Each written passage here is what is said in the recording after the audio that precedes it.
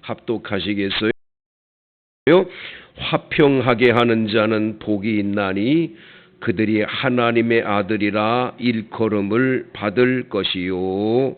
아멘. 여러분, 유인물 보면서 은혜 받겠어요. 이 세상은 전쟁터 같습니다. 처음 에덴 동산에서는 완전한 평화가 있었고 하나님 보시기에 좋은 세상이었습니다. 그러나 창세기 3장에서 마귀가 들어왔어요. 여러분, 우리는 뱀이 유혹했다고 그러지만 요한계시록에 보면 옛뱀, 곧 큰 용, 옛뱀, 곧 마귀라고도 하고 라는 말이 나와요. 그 마귀, 에덴 동산에서 있었던 건 그거 뱀이 유혹한 줄로 착각하면 안 돼요. 마귀가 그렇게 한 거예요. 마귀가 들어왔어요. 4장에서는 가인이 동생 아벨을 죽이고 끔찍한 사건이 일어나게 됐어요. 죄와 마귀의 역사로 그때부터 이 세상은 조화와 평화가 깨어지고 살인, 싸움, 질병, 시기, 질투가 시작된 것입니다. 지금도 곳곳에 전쟁과 싸움이 계속되고 있습니다. 서로 자기들의 욕심을 채우겠다는 것이죠. 전쟁과 싸움과 시기, 질투로 물든 이 세상입니다. 저마다 잘났다고 다른 사람을 눌러야 사는 이 세상입니다.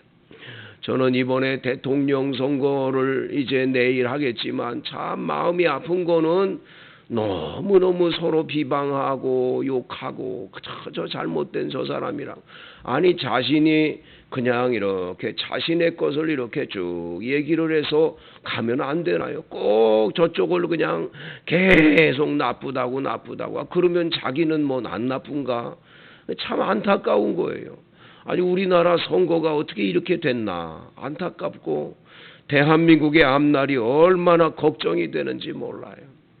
여러분 정말 기도 많이 하시고 하나님께서 여러분들에게 딱 알려주시는 분을 가서 뽑아야지, 아이고 나하고 저 사람은 뭐가 같아, 뭐가 어때, 고양이 같아, 뭐가 어때, 그런 거 가지고 찍으면 이 나라 앞날이 아주 염려가 되는 거예요.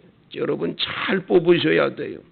지혜롭게 하나님께 기도하고 뽑으시게 되기를 축복합니다.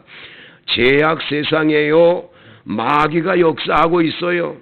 안으로는 평안이 없고 밖에는 평화가 없습니다. 우크라이나의 전쟁을 비롯해서 참 지금 중국이 저렇게 옆에 붙어있는 저 대만 저거 호시탐탐 노리고 있잖아요. 언제 어느 때 모르겠어요. 우리나라도 안전한 게 아니에요.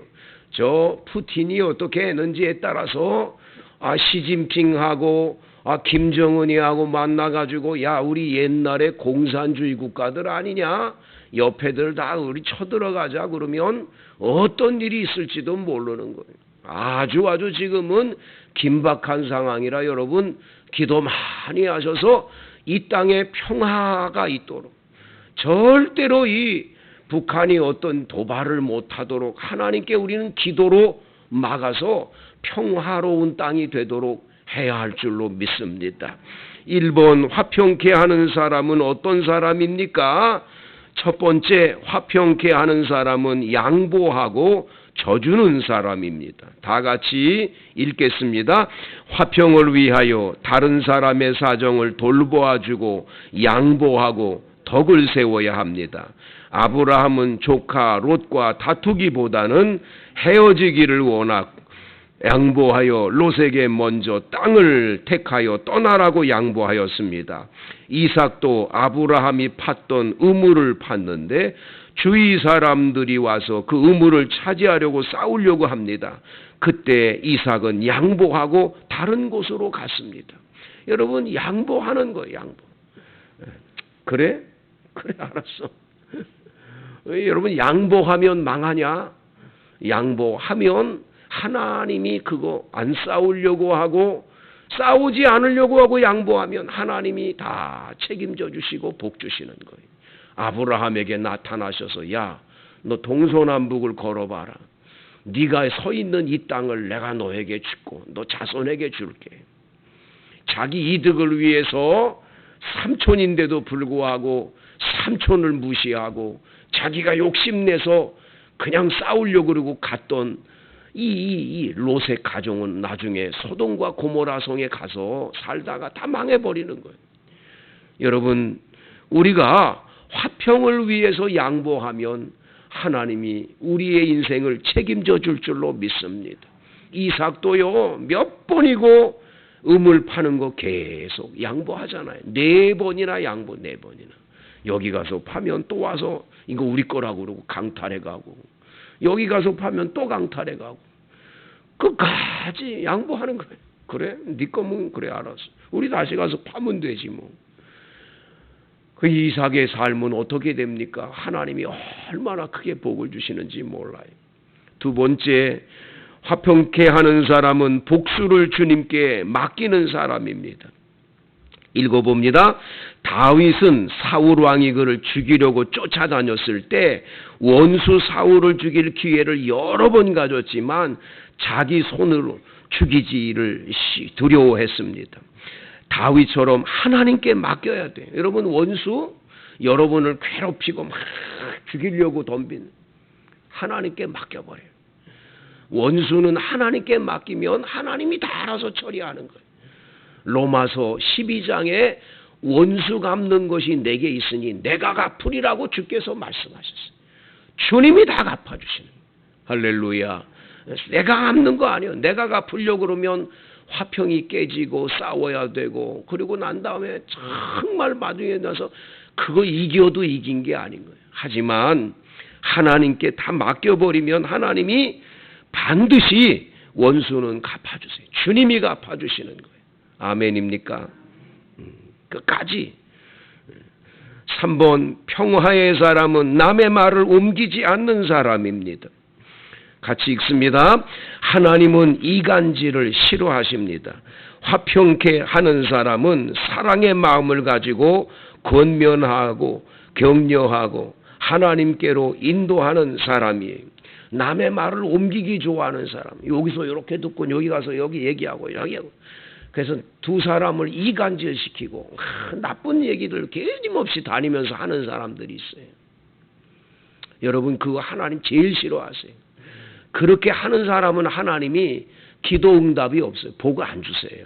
반드시 하나님께서 그렇게 하는 사람들에 대해서 그냥 두질 않아요. 그래서 여러분들과 제가 신앙생활하면서 아주 조심해야 될 게 있어요. 누가 뭐랬대, 그랬대, 그 말 자꾸 옮기고 하는 일 하는 건 아주 나쁜 거예요. 하나님 제일 싫어하세요.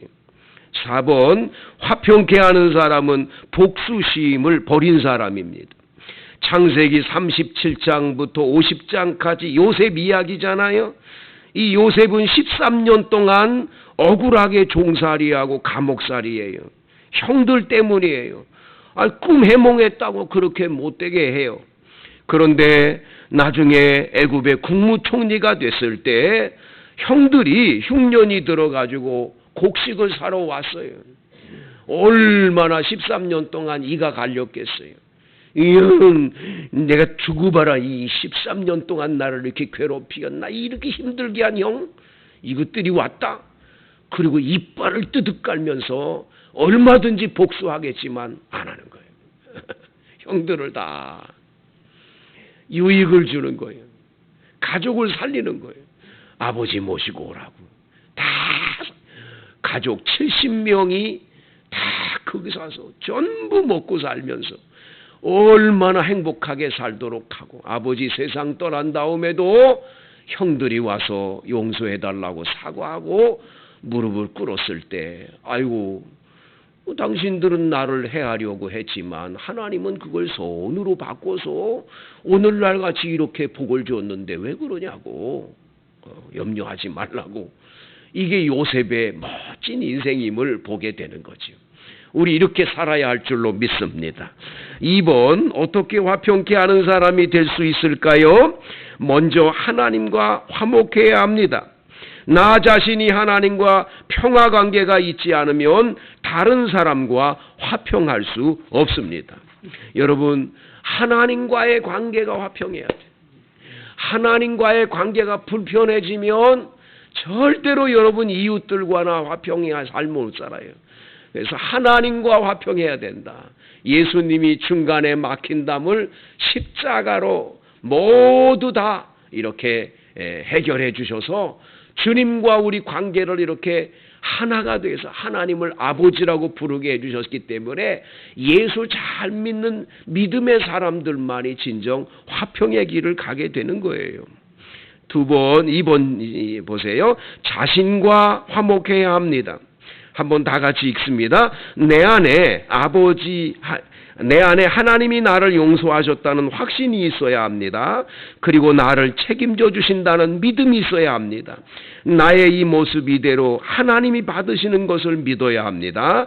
하나님의 사랑을 믿어야 합니다.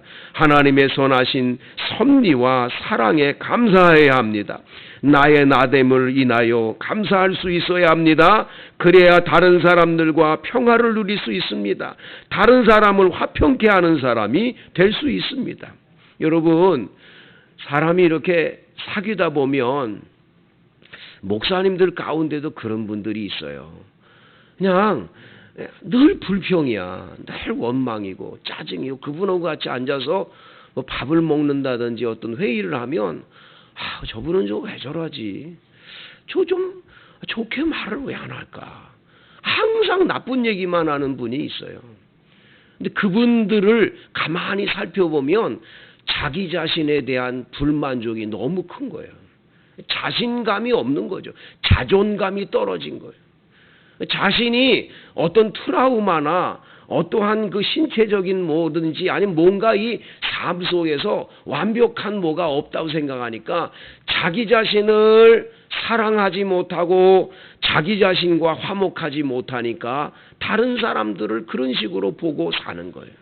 참 안타까운 거예요. 그분들은 정말 영적으로 그거 하나님 앞에 기도하다가 이거 다 깨져야지. 그렇지 않으면 안 돼요. 참 안타까운 사람들인데 여러분도 여러분 자신을 아침에 거울을 들여다보면서 아무개야 참 수고 많다. 아무개야 참 사랑한다. 아무개야 너 참 그래도 참 그동안 잘 살았다. 그리고 자기 자신한테 이렇게 위안도 주고 자기 자신에게 큰 이 마음의 화목이 필요한 거예요. 자기 자신을 막 무시하고 어쩌다가 내가 이렇게 안 태어날 걸 태어나가지고 나는 왜 이렇게 인생이 이거밖에 안 되나? 왜 내가 자꾸 안 되는 거야? 나는 아주 그냥 끝난 인생 같아. 아이고 얼굴 봐라.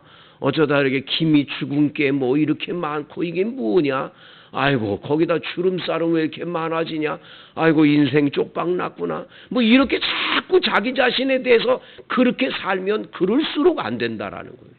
예수 믿는 사람은 아니요.